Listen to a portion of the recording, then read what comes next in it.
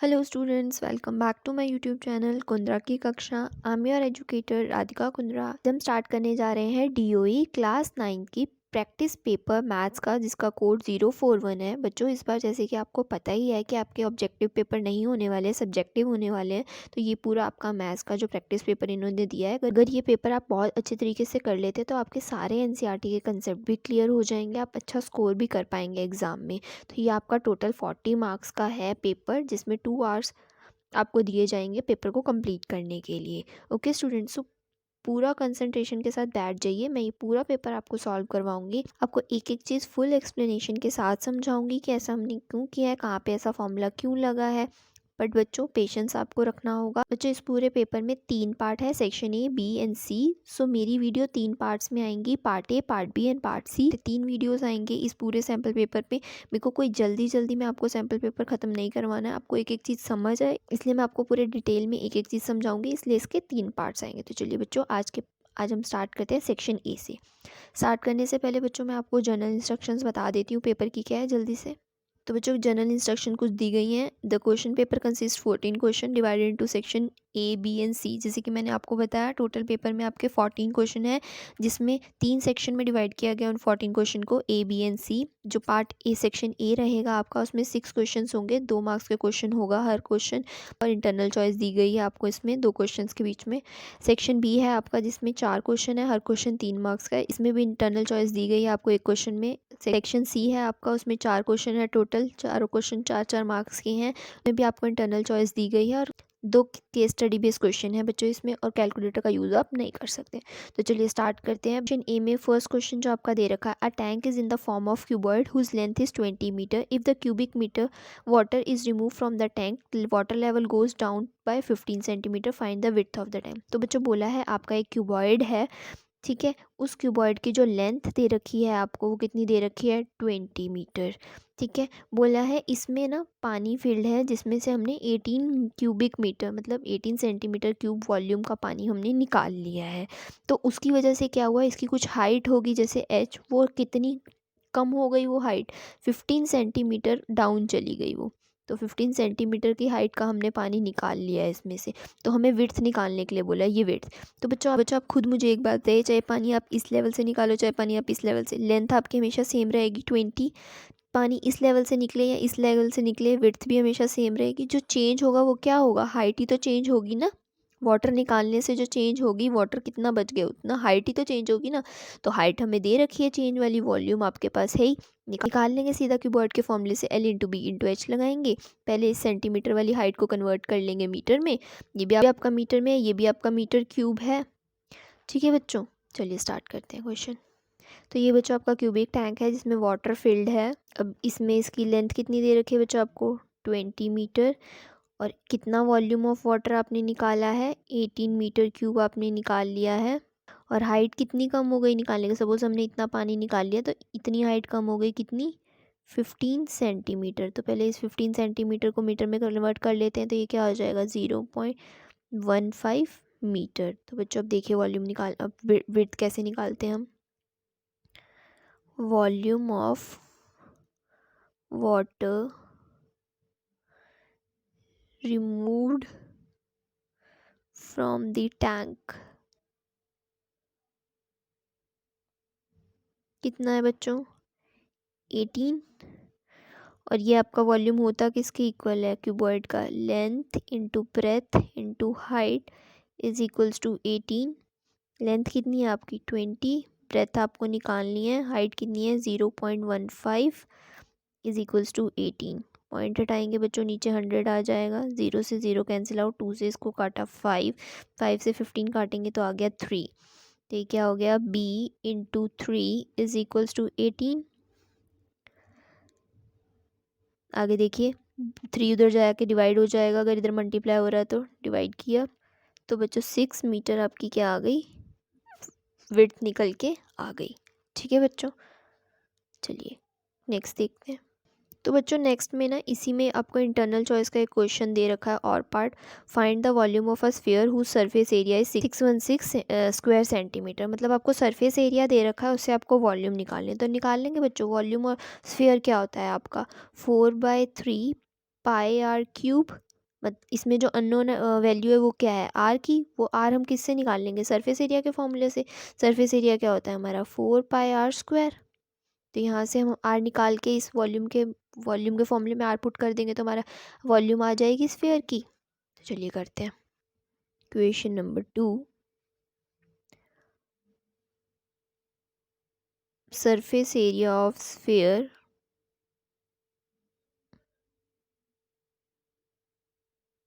Is equals to, कितना दे रखा है, 616। और सरफेस एरिया आपका क्या होता है, 4πr² is equals to 616। 4 into pi की वैल्यू आपकी 22/7, r² इज इक्वल्स टू 616। ये कितना हो गया, r² is equals to 616 into 7 divided by 4 into 22। इसको कैंसिल करो बच्चों, 4 1 दा 4, 2 उधर गया 5 पे 20, 1 4 6 16 154। अब इसको 2 से इसको कैंसिल आउट करो 11 के टेबल से, 2 पे ये 11 1 दा 11, 4 इधर गया 44 14, 2 से काटेंगे तो 7। आगे देखिए r² क्या आ गया आपका, 7 इंटू 7। स्क्वायर हटेगा तो अंडर रूट, दोनों पेयर में है तो वैल्यू क्या आ गई, 7। आर की वैल्यू क्या निकल के आ गई, 7 सेंटीमीटर। तो अब हमें निकालना क्या है, वॉल्यूम। रेडियस हमारे पास आ गया, निकाल लेंगे आराम से वॉल्यूम। चलिए करते हैं। तो volume of sphere is equals to 4/3πr³। तो 4/3, पाई की वैल्यू आपकी 22/7, आर कितना निकला, 7 टू 7 इंटू 7। 7 से 7 कैंसिल आउट, इसको मल्टीप्लाई करेंगे तो 88 इंटू 49 डिवाइडेड बाई 3। इसको फर्दर सॉल्व करेंगे तो आंसर आ जाएगा आपका 4312/3।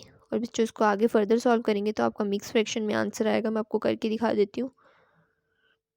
4312 को जब 3 से डिवाइड करा, 3 1 द 3, 1 आ गया, 3 नीचे, 4 ज़ा 12, 1 बचा, 1 दोबारा नीचे, 3 3 द 9, ये 2 बचा, ये 2 उतारेंगे 22।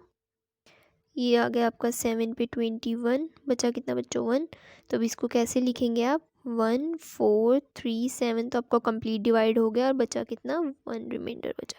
तो बच्चों ये आपका वॉल्यूम आ गई। तो वॉल्यूम क्या होती है आपकी, क्यूबिक यूनिट होती है, तो सेंटीमीटर क्यूब। ओके बच्चों, चलिए नेक्स्ट क्वेश्चन देखते हैं। तो बच्चों क्वेश्चन नंबर 2 में क्या दे रखा है, find the value of the polynomial this at x equals to -3। तो कुछ नहीं है, x की वैल्यू इसमें पुट कर दीजिए, वैल्यू ऑफ द पॉलिनोमियल आ जाएगी। चलो करते हैं क्वेश्चन नंबर 2। पॉलिनोमियल क्या दे रखा है आपको, p ऑफ x की वैल्यू दे रखी थी 2x + 5, और x कितना लेने के लिए बोला है, -3। तो बस यहाँ पे x की वैल्यू पुट कर दीजिए। p ऑफ -3 कितना हो जाएगा आपका, -3 + 5, -3 से मल्टीप्लाई करेंगे 2 को तो -6 + 5, फर्दर करेंगे सॉल्व तो -1। तो आंसर कितना आ गया आपका, p ऑफ 3, पॉलिनोमियल की वैल्यू क्या आ गई, -1। चलिए आगे करते हैं। क्वेश्चन नंबर 3 में दे रखा है, a joker cap is in the shape of right circular cone with the base radius 7 centimetre and the height 24 centimetre. Find the area of the sheet require for 10 such cap. तो बच्चों बोला है एक joker की cap है, ठीक है, उसका रेडियस दे रखा है, उसकी हाइट दे रखी है। रेडियस दे रखा है 7, हाइट दे रखी है 24। बोला है कि ऐसी कैप्स आपको बनानी है तो कितनी शीट लगेगी, तो एरिया ऑफ शीट कितना लगेगा ऐसी 10 कैप बनाने में। तो बच्चों पहले हम एरिया ऑफ 1 कैप निकाल लेंगे, उसको मल्टीप्लाई बाय 10 कर देंगे। मेन पॉइंट, एरिया कौन सा निकालना है, टीएस से या सीएस से। तो बच्चों टोटल सरफेस एरिया होता है जब हम सब कुछ कवर करते हैं, भी और नीचे का पार्ट भी। लेकिन ये एक कैप है तो बस कवर शीट तो आप यहीं पे लगाओगे, नीचे तो नहीं लगाओ, कैप पहननी है ना आपको, नीचे से तो ओपन रखोगे तो क्या निकलेगा, सीएस से। सीएस से ऑफ कौन क्या होता है आपका, पाई आर एल। आर आपके पास है, एल निकाल लेंगे। आर और एच आपको दे रखा है स्लांट हाइट के फॉर्मूले से, एल निकल जाएगा आराम से। चलिए करते हैं क्वेश्चन नंबर 3।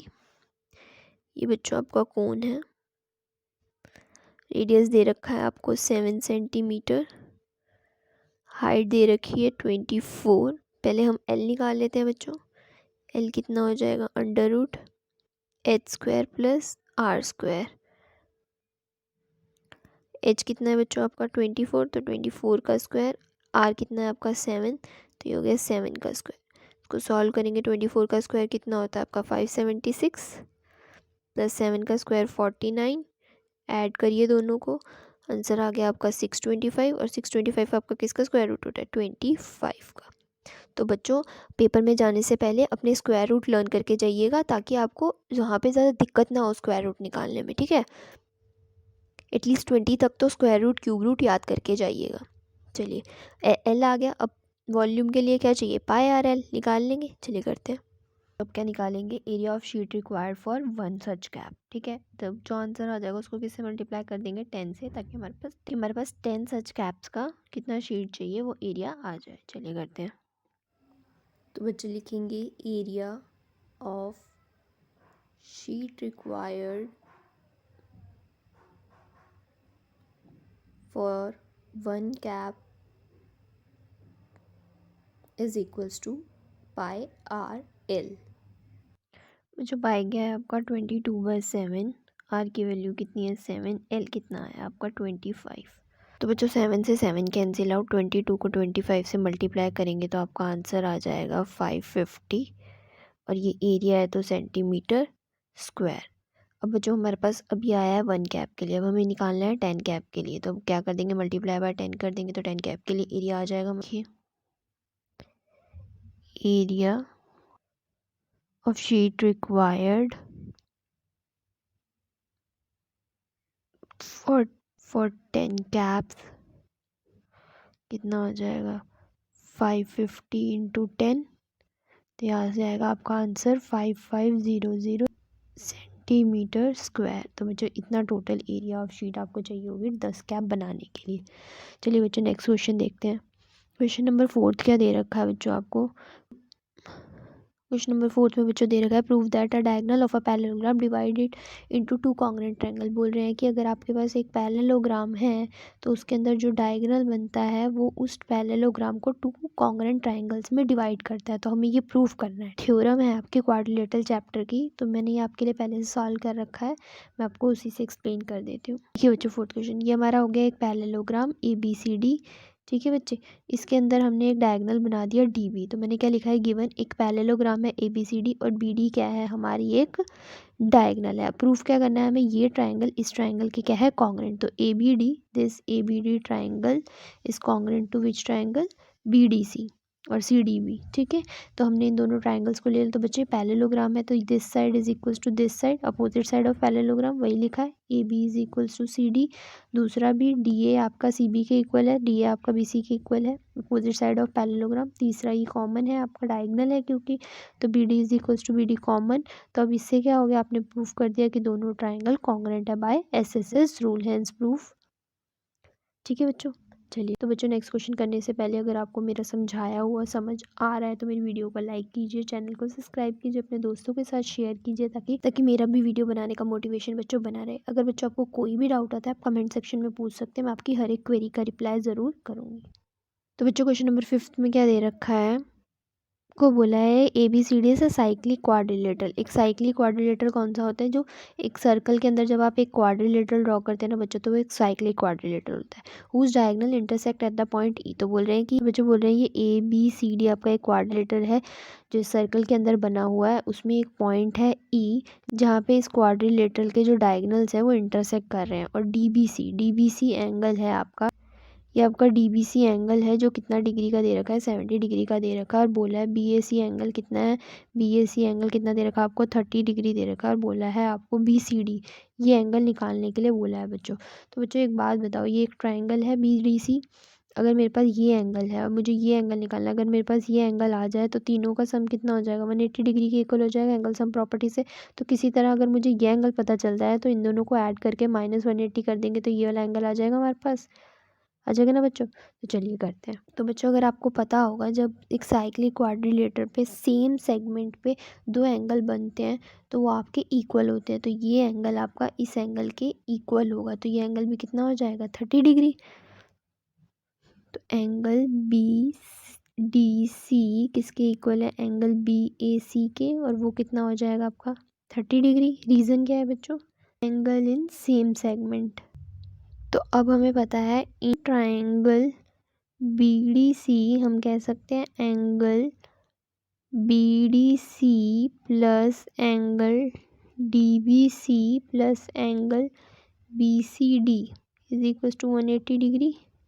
क्यों? एंगल सम प्रॉपर्टी है आपकी।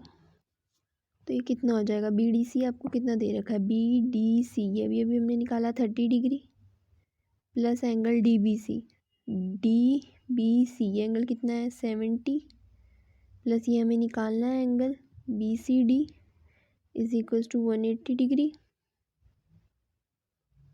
अब जब बच्चों इन दोनों को ऐड किया कितना आ गया 100 plus angle BCD is equal to 180 degree. तो एंगल BCD कितना हो गया आपका 180 डिग्री माइनस 100 तो ये कितना आ गया 80 डिग्री। तो एंगल BCD की वैल्यू कितनी आ गई आपके पास 80 डिग्री। चलिए बच्चों नेक्स्ट क्वेश्चन करते हैं। बच्चों जो नेक्स्ट क्वेश्चन है वो इंटरनल चॉइस का क्वेश्चन है इसी 5th क्वेश्चन के साथ। तो बच्चों इस क्वेश्चन में आपको प्रूव करना है, prove that equal chord of a circle subtended equal angle at a centre. तो बच्चों ये आपके चैप्टर 10 की थ्योरम बने हैं। इसमें आपको क्या बोला है कि अगर आपके पास एक सर्कल है और उस पर आपने 2 इक्वल कॉर्ड बनाई तो जब वो सेंटर पे कोई एंगल सबटेंड करेंगी ना तो ये जो एंगल होंगे ये दोनों भी इक्वल होंगे अगर ये दोनों कॉर्ड इक्वल है। तो देखिए बच्चों अभी इसे कैसे प्रूव करेंगे। तो बच्चों इसमें देखो क्या है, हमें गिवन है कि हमारे पास एक सर्कल है, अगर उसमें 2 इक्वल आपने कॉर्ड बनाई तो वो जब सेंटर पे जो एंगल बनाएंगी वो भी इक्वल होगा। तो यही लिखा है given AB and CD are 2 equal chord of a circle with centre O। ये सेंटर O हो गया, ठीक है बच्ची, हो गई CD, ये हो गई AB, ठीक। अब हमें प्रूफ करना है कि यहाँ पे जो एंगल बनेगा ना ये AOB एंगल जो बनेगा ये किसके इक्वल होगा, आपके COD एंगल के, मतलब ये दोनों एंगल इक्वल होंगे।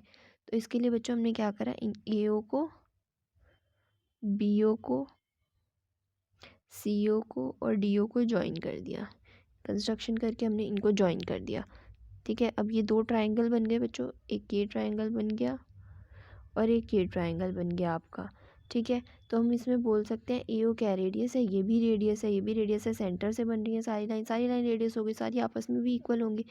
तो हमने क्या बोला AO किसके इक्वल है, अब ये दोनों ट्राइंगल लिए पहले हमने कॉन्ग्रुएंट प्रूफ करने के लिए हमने बोला इस ट्राइंगल का AO इस ट्राइंगल के CO के इक्वल है क्योंकि रेडियस ऑफ अ सर्कल है, इस ट्राइंगल की BO इस ट्राइंगल के DO के इक्वल है, ये भी रेडियस ऑफ आपका सर्कल है।